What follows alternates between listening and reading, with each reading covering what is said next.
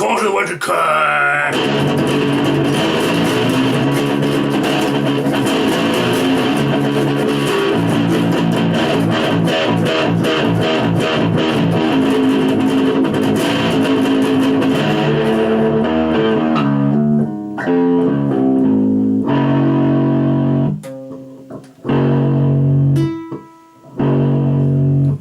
The bottom string is kind of useless. I assume it's because it's cheap.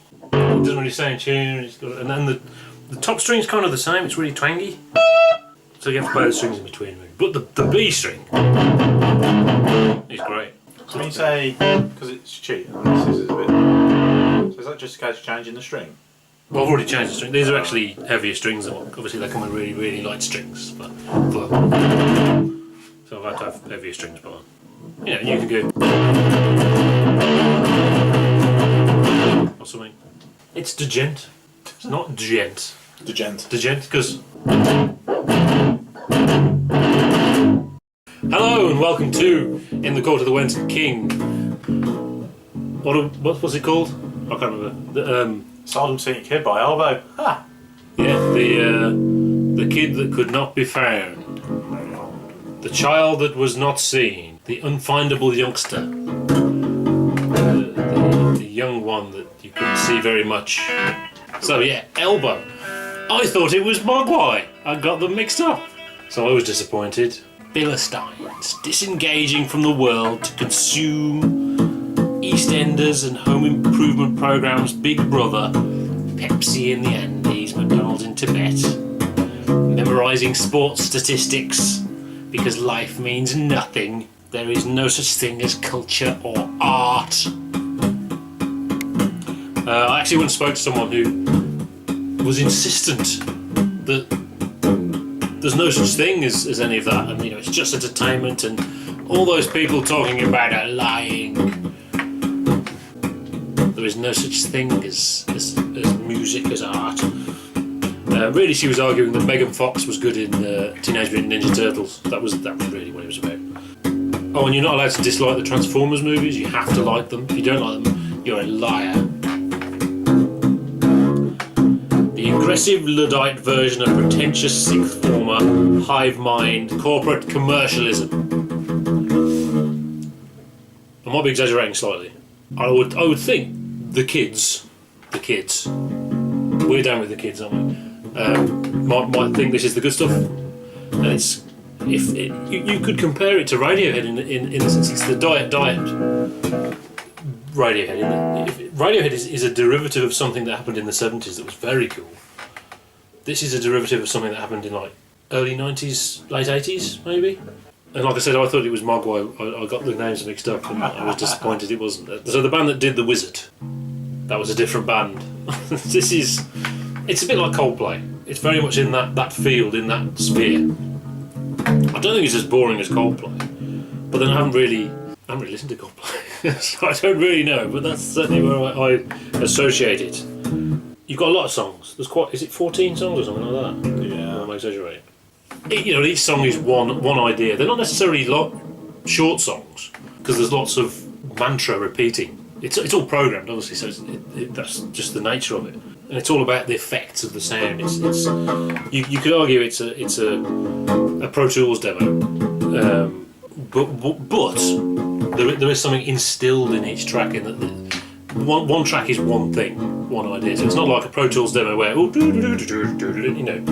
which obviously with the stuff we review isn't a good thing because we want but it means that these are songs and they're well crafted, well written songs, and actually I think this is something that comes from Peter Gabriel. Actually, I think that thing is kind of what we call 90s, the post-so era, Us, and all around that time. That really when Peter Gabriel was the meaning of life, and everyone must sound like Peter Gabriel. Very much the noodling in the studio. It's produced music, it's created music, moulded in the studio. The sounds, it's not really a band playing, although there is a band on it. And actually, I think the best bit about it is his voice. It's distinctive, and actually, there's a lot of Peter Gabriel in there. I think. I don't know whether people will be sitting there thinking, Who does he think he is? Or people there saying, well, obviously it's like Peter Gabriel. Or do not deface the mighty Peter Gabriel with your modern bands. I don't know. I mean, track 4 is interesting. There's like heavy guitar on it, but the heavy guitar is in another room because you couldn't have too much heavy guitar because that'd be. Ooh. So everything's safe. It has to be kept safe. I like the song called The Fix. I think that's the one you played me last week, I assume, because it sounds like Tom Waits. It's that kind of thing. It's really cool. It kind of gets better as it goes along. Although the big single is right at the end, or last penultimate track. I would assume they have to put it there because otherwise people won't. That's the song people will go for. The kind of people going for this, they want to hear the song. The last song is actually really good though. Probably my favourite thing on there is the last song. Is it a bit like advert music? Or maybe it is the music they use in adverts, maybe. Friend of ours? No, all of it. Generally. Oh, yeah. Because it's that kind of thing. Strangely, last week, the lead singer was on Radio 3, which is very strange. It was the day after we decided to do it. Please welcome this guy from, what are they called? Elbow. So that was interesting. He was talking about, it was quite interesting. He was talking about how he likes touring and he's doing a solo thing where he has a bit more freedom. I think that was what he was talking about, how it's great to go out in in one van and all that stuff. But I think underneath that, what he really was saying is about freedom and that there's less suit interruption because it's just his band and otherwise you just do your solo thing, get it out of the way, kind of thing. So that was what I got from it. He chose Mantovani. No, he didn't. I'm lying. It was pretty bland music he chose. It was all Mendelssohn and that kind of thing. Yeah, well. We're doing this album because I needed a break from Trout Master Replica, which we did last week. So you don't even need to you can just have it on, you don't even need it there, it's just drifts. I mean, I chose this because this is sort of typically not what we would review, typically not the kind of music I'm into, and yet I quite like this. I think you're right, you pinned it down, the guy's vocals are interesting, but I think it's his lyrics more than anything else. There's a definite northernness yes, yeah, you're to right. the lyrics, which is quite refreshing, which doesn't sound... That's in his voice as well. Yeah, it's not an Northern attitude. Peter Gabriel. Yeah. It's not like an attitude thing which you get with some of the Manchester bands. It's just a definite slant which is different to you normal get. And as with the typical pop record, not every song is brilliant, but there are some really good tracks on here which I like. In particular, Some Riot, which is a really downbeat song. I have no idea what it's about, but I find it amazing. I find it amazingly evocative. He actually uses the word brambles, yeah. I became obsessed with this word brambles because it was so evocative of my youth. I would, I never use the word bramble, People away from the brambles, climbing through the brambles, ow. Yeah, and as soon as I heard it, I thought, oh yeah, there's a word I haven't thought of for a long time. So it sort of, automatically, I kind of latched onto this.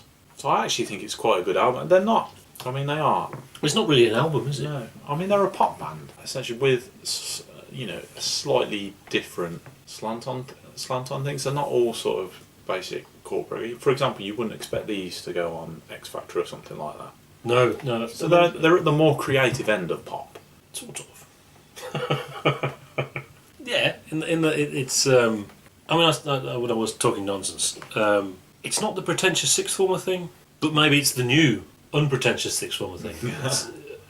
Is it what? Well, hipsters wouldn't listen to it because they've heard of them, but I think that a certain brand of sixth former would like this. I think, and that they would see it as it's acceptable for them socially. It's not the Spice Girls or something. Yeah, there's good stuff on there. Yeah, it doesn't come with a baggage of say Coldplay or Nickelback or something. Yeah. There are some very almost iconic songs, and I don't think they've. I mean, the albums that have followed this have been not as good as this. This is sort of. I think this is their high point. So what's the song called? The big song, the famous song at the end, towards the end, last penultimate. One Day Like This. Yeah. So I mean, you could have played me that, and I would know it straight away. I could hum the whole thing. Couldn't tell you who it was or what it was, but I knew it because it's in the ether. It's been played at you as a thing in. Yeah, I think Grounds for Divorce is quite famous as well. I actually think the second track is a really good song, The Bones of You. Again, it all comes down to the lyrics. There's something in some of his lyrics that sort of catch me and sort of I find quite imaginative and quite clever. It's probably something and that's personal to himself. Yeah. That's what he's doing. Yeah. I don't listen to lyrics, so I can't help you. To be honest with you, I don't really put much stock in lyrics, but sometimes a good one, a really sort of... Well, I suppose that's the thing about lyrics, isn't it? Even if you're not a lyrics person, sometimes something leaps out. Well, I mean, I quoted Roger Waters, didn't I, in my diatribe at the start. In the context of what we normally do, this is sort of... It's not the same ballpark. I don't even think you judge it. Yeah, the criteria are different, aren't they? Yeah, that's it. I actually think he sounds a bit like Sting. Old Sting, yeah. Old haggard Sting. He must have been listening to Peter Gabriel, though. I bet he likes all the wishy-washy, downside up and this stuff from Us and Shaking the Tree, because that's definitely in there. So is it for empty Luddite consumers, dead people with no soul, stupid people? No, of course he isn't, but but it is. Well, really, what I want to talk about is it Muzak, because people say Muzak. Muzak is a dirty word, and I object to Muzak. When you're in Pizza Hut and the speaker is just there above you, it's a massive Pizza Hut, and you ask them to turn the music down because it's boosh boosh boosh boosh, and you're sitting there with your little kids. So you say, just turn the music down. So they turn it down, and some other idiot turns it back up again, as if, oh no, you're ruining the ambience to the boosh boosh, So that's Muzak, but that's Muzak in your face, which is ridiculous. But in which case, is ambient Muzak? So is it Eno and all that stuff? Fripp's soundscapes, is that Muzak? That's the question. Well, I certainly think that soundscapes make you think about life. You feel something, and the performer is feeling something spiritual or whatever he's feeling. And this, I think you hit the nail on the head exactly. It's like a little thing that the singer's coming up with. He reminisces about something, and I like the word brambles. Yeah. And that's great. I suppose it's a very cultural thing and a very specific to here. So the word bramble wouldn't mean anything to an American, I would guess. Do they even have the word? That's the question. Tell us if that's a thing. Or, actually evokes childhood of getting stuck in the brambles, blackberry picking. It's just that little thing that nudges it ahead. So I would say Coldplay. And, people get upset about Coldplay. I don't get upset about Coldplay. I get nothing about Coldplay. Yeah. It's strange. How can you get upset about nothing? It is nothing. It's nothing music.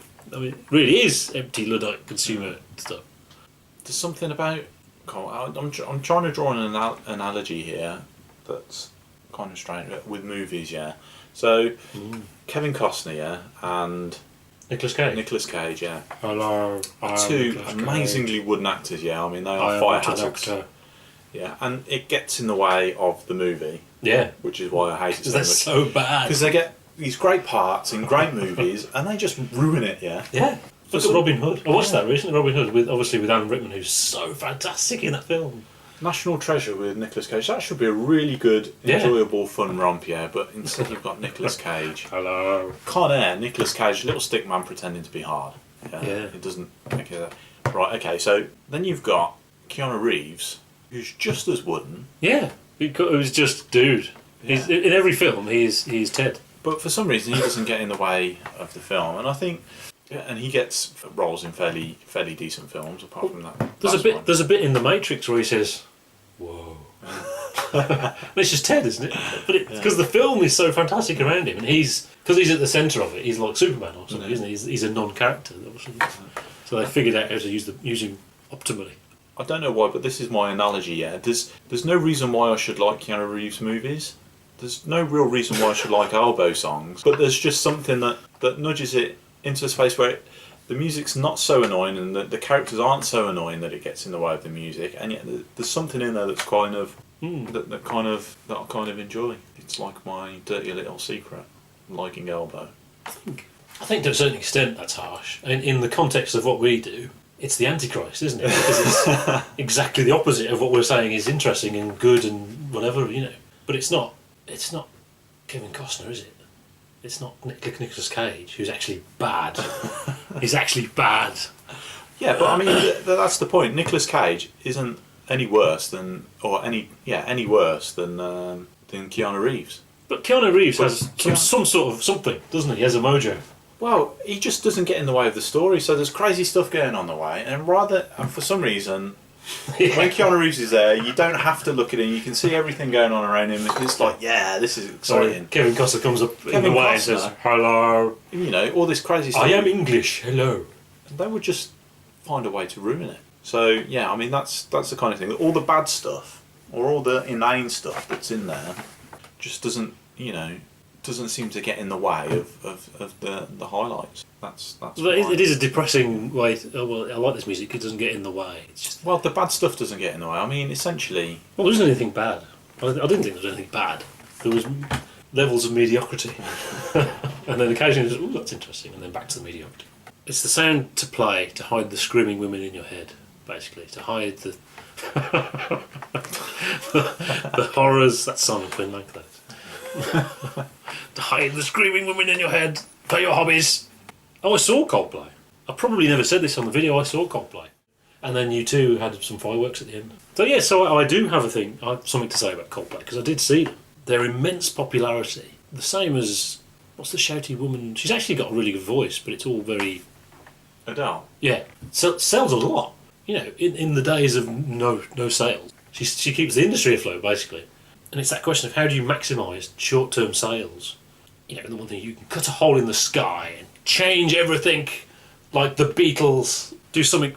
Oh my God! Or you can make it generally very general, but not really anything in particular. Just like crisps, just like eating a packet of crisps. Ready Just salted keep it crisps. there, safe. And in that context, Mogwai is great. Elbow is great. I can't remember the name of the band, so. But yeah, and in the context of that stuff, this is great stuff. In the context of music history, Nothing. Yeah. I mean, but it does get 2 eggs. Coldplay will get 0 eggs because it's actually negative. So it's 2 eggs. The point of our video is celebrating. We're not really reviewing anything, are we? We don't do any music analysis at all because it takes too much effort. So it's just what does it mean to you, isn't it? Yeah. We're celebrating the greatness of the music. I've actually listened to this album a lot, so I'm going to give it 3 eggs because it's a historical thing now. And, It's half good. Yeah. Yeah, that's good. Cool. Right, so that was interesting. Well, maybe it wasn't. Maybe it was a terrible video. I don't know. See you next week. What we're going to do? So should we do Soft Machine? Good thing about Soft Machine, there won't be much to say, but all 3 albums are completely different. Okay. So that's good. So it's Soft Machine off to Canterbury. That's awesome. You want to play it? Because you can play it upside down, so you can go bottle straight with a bottle. Yeah. Yeah.